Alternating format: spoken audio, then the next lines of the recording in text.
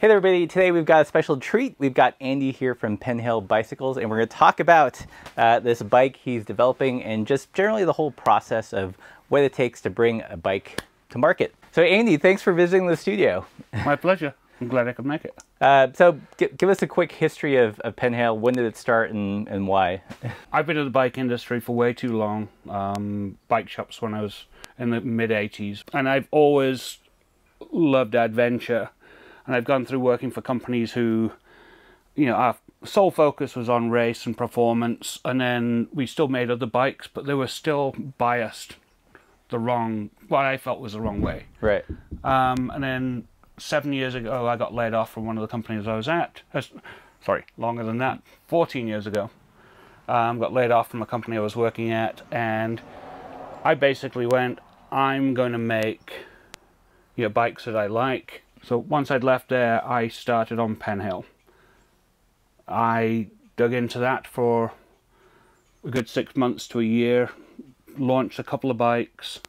Basically, the originator of the bike that this is is based off, a bike called the Gypsy. The name on that's a whole different complicated discussion on why we're not going to move forward with the Gypsy name. Cool. So we've got the Greystone up in the stand here.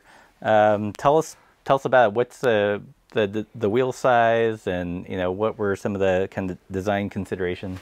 Starting on the name, Gritstone is... Oh, Gritstone. Gritstone, that's right.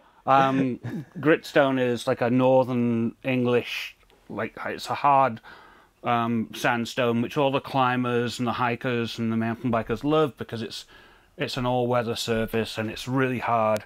So that's kind of where the name came from. I knew I wanted to build a bike that kind of embodied that. It's just a tough bike to do anything. Our original bike, the Gypsy, drop bar, almost a mountain bike, but not quite. I didn't want it to go too far down that direction. Didn't want it to be a gravel bike. Didn't want it to be a pure touring bike. I just wanted it to be able to... a bike that you can adventure on. It's lightweight. Put big tires on if you need to, and run drop bars, flat bars, without you having to really compromise.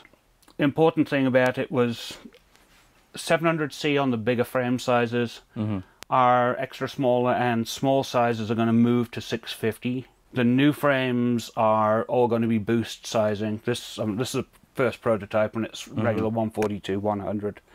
But we're going to allow for people to run that hub size on this frame by using new dropouts. So they can, you know, we can swap out the dropouts. So if you just come along and say, well, I like 142. Right. I want to use that. Great. Here you go. It's a pair of dropouts. Post mount brakes will be an option on the first run of bikes with an adapter. But eventually there will be a second left dropout for the rear. One of the most important upgrades from the original Gypsy frame we did was bigger tire clearance. This will take a 2.6 on the back. In 700 or in 6? In 700. Okay. And then the small frame sizes, it'll take that same 2.6 on there. But it's designed primarily around a 2.1, 2.2 tire. Right. You know, especially now there's some really great big slicks. Yeah. That's kind of my favorite tire size. You know, a 2-inch slick tire on this bike is hilarious. And this is kind of where I get into kind of my bias towards adventure bikes. Is I'm a big guy. I weigh 265 pounds. Most titanium frames out there, I can't ride. Right.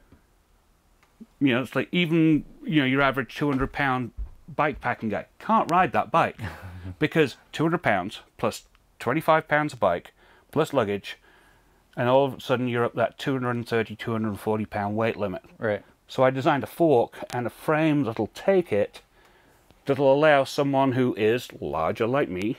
Yeah, because I mean, with everything on it, I'm 300 pounds. Right. You know, loaded up in water.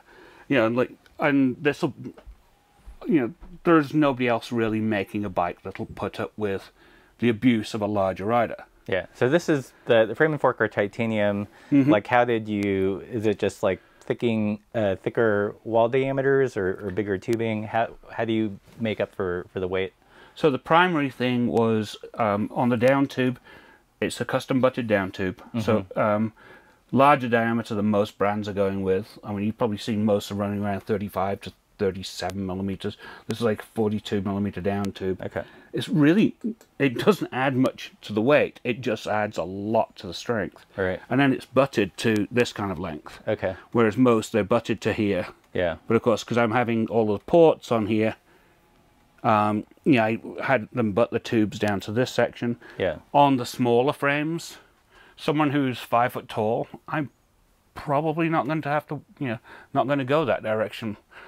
But there's always going to be someone who is 5 foot tall who just happens to be a larger rider, Right. who wants that. So I'm still going to offer that as an option. Right. And then the fork, there's 2 options on the fork.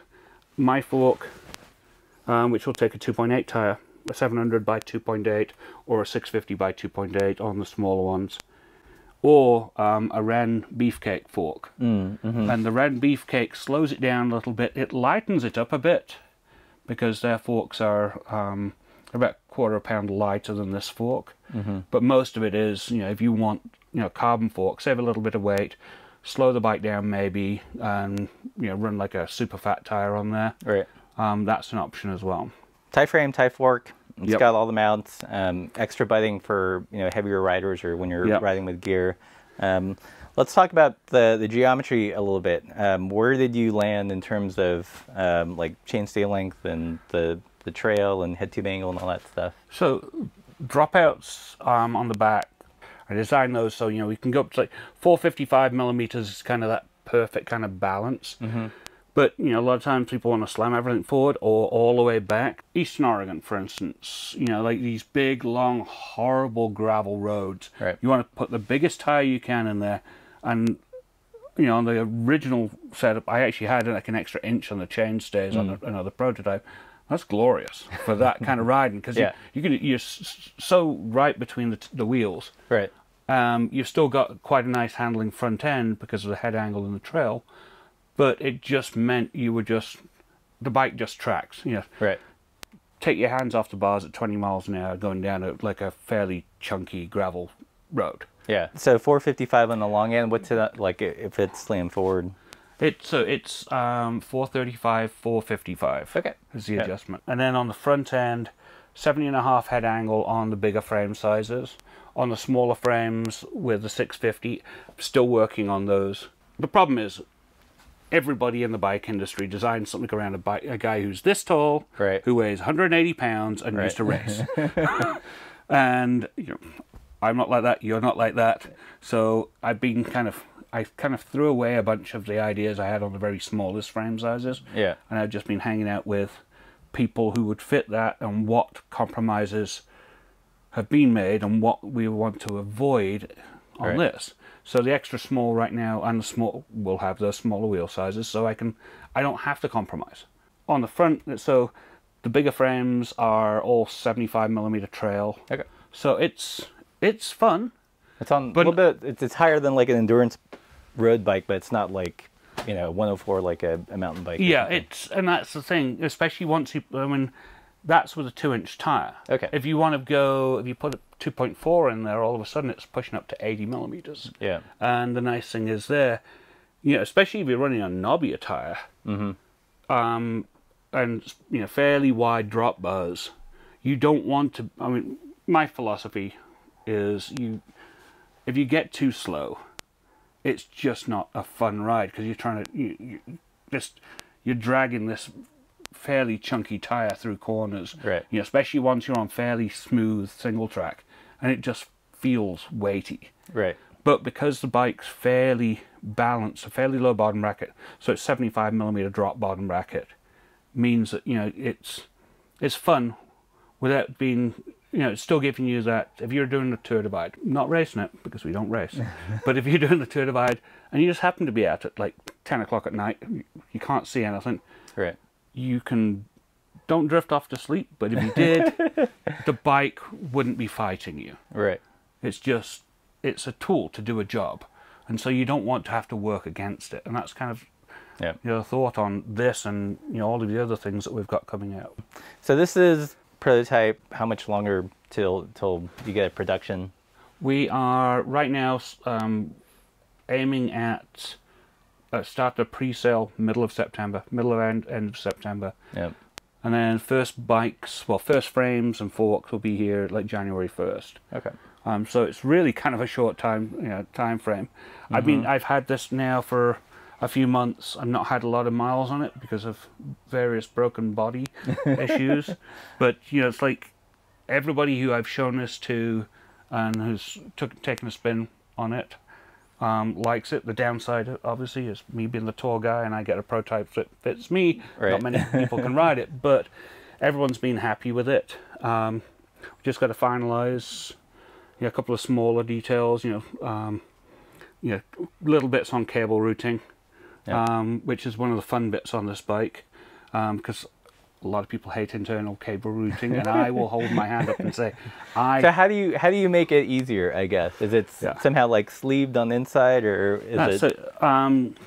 So 2 entrance ports up at the front here, Right. and I actually left this undone so we can actually pop it out. On here, there's actually this is a stop, and the cable routes directly from here under the bottom bracket. Okay.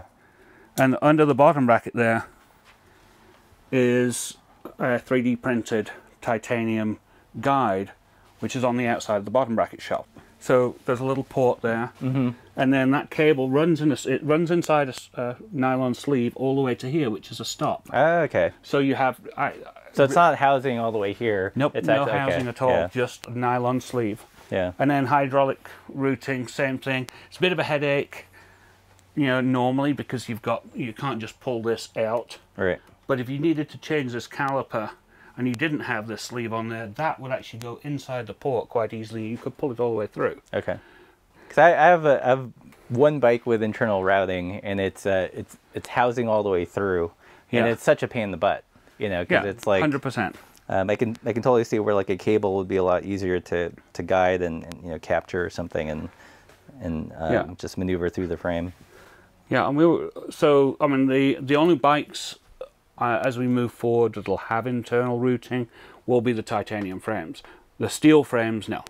Steel frames, external routing, because that's I don't want the person who buys a steel bike is most likely going to be the guy or girl in the middle of nowhere who needs to swap a cable out, and I'd much rather them just go, oh, there we go. Is this going to be offered in steel, the same identical model? Or? It'll be very, very close. Yep. The only difference is, geometry will be identical.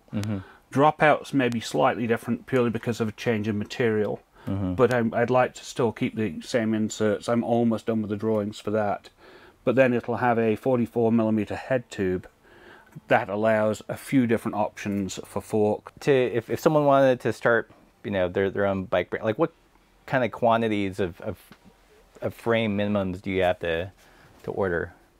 It depends on the material, and it depends on your price point. I'm lucky that I've been doing this for 20 years, and I have contacts like the guys who make these. I need to order like 20 of them at a time. Whereas with a lot of companies, you're sticking a 0 on the end of that. Right.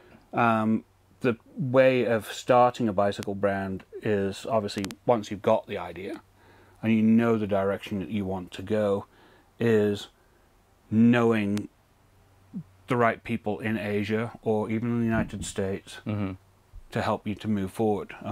When we started the other bike brand I was at, it was all a case of going there and convincing people that we were going to make a bike and we were going to make some money, not just for us but for them, and so it was worthwhile in doing it.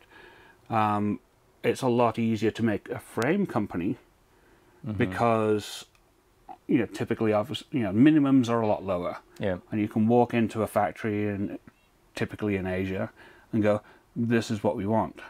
But then you have to be willing to sit down and quite often wait, because you're going to be behind one of the big brands who are already making their bikes there. Right. I'm lucky that these guys approached me, basically saying they had room and their lead times are low, but the only normal way of doing it is, I also consult with people to start stuff up, and it's like, You sure you really want to get into the bike industry?